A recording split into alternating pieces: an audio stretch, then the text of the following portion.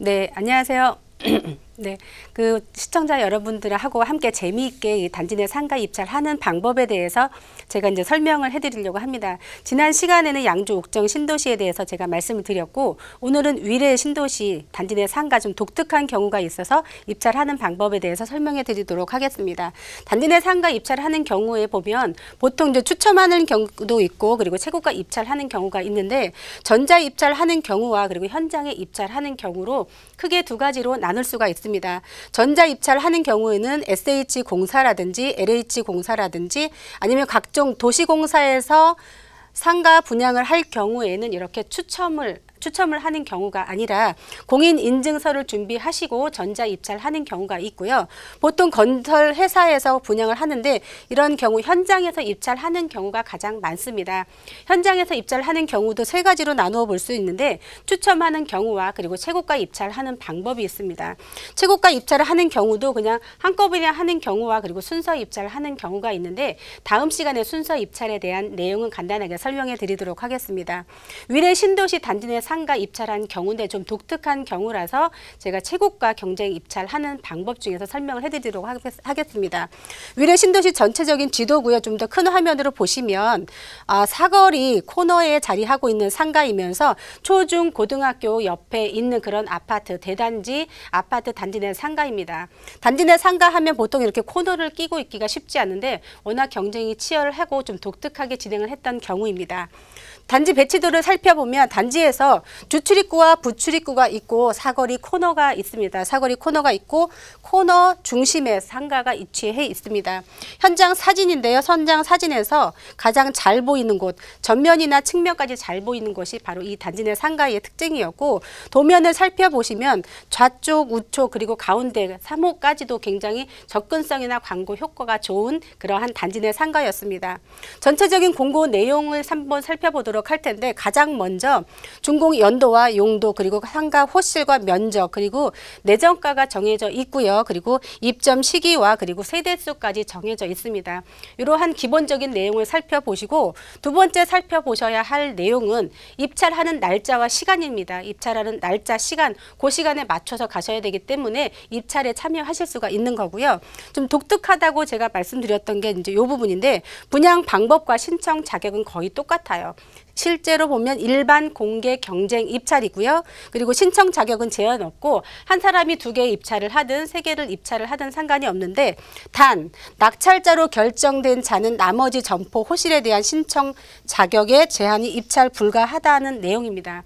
이 내용이 뭐냐면, 워낙 위례 지역이 핫했고 세대수가 좋고 지리적인 여건이 좋았었기 때문에 상가 호실은 8개 호실밖에 안 됐고요.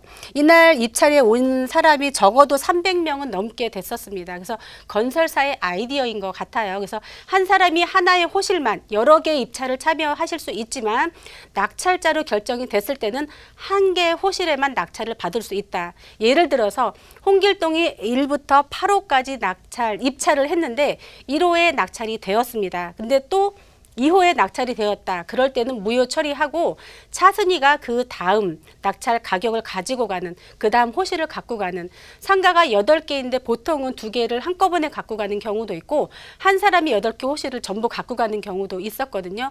워낙 이제 위치가 좋고 핫했던 지역이기 때문에 상가 8명에게 골고루 나누어 주겠다라는 건설사의 의도가 있었던 것 같습니다.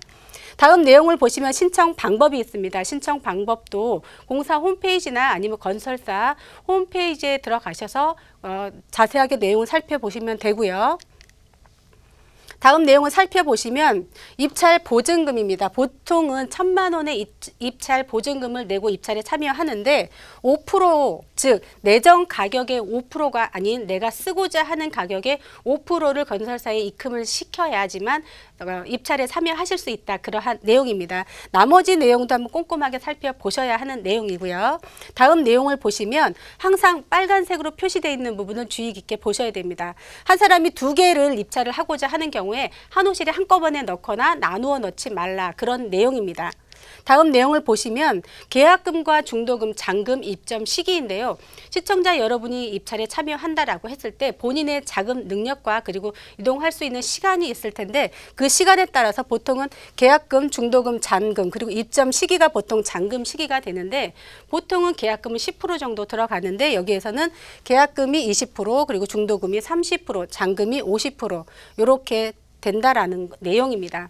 다음으로 살펴볼 내용은 신분증, 인감도장, 인감증명서, 즉 필요한 서류입니다. 서류가 미비해서 한 가지라도 빠졌을 경우에는 힘들게 입찰장에 갔는데도 불구하고 입찰에 참여하지 못하는 경우도 있다라는 걸 말씀드릴 수가 있습니다. 그래서 전체적인 서류도 필히 꼭 참 중요한 내용이니까 살펴보셔야 하고요. 전체적인 도면을 한번 살펴보도록 하겠습니다. 도로가에 바로 접해 있으면서도 가장 경쟁이 치열할 것으로 예상됐던 3호가 가장 치열했다라고 제가 말씀을 드리는데 전체적인 결과를 한번 살펴보도록 하겠습니다. 내정가가 9억 1천만 원이었는데 16억에 낙찰이 됐고 8억 9천인데 16억에 낙찰이 되었습니다. 가장 경쟁이 치열했던 이 3호 같은 경우는 10억 6,800이었는데요. 10억 6,800만 원이 중요한 게 아니라 평당 가격이 중요합니다. 평당 가격이 가장 높은 8,600만 원 정도의 낙찰이 되었다라는 거 말씀드릴 수가 있습니다. 전체적으로 내용을 좀 빠르게 살펴봤고요.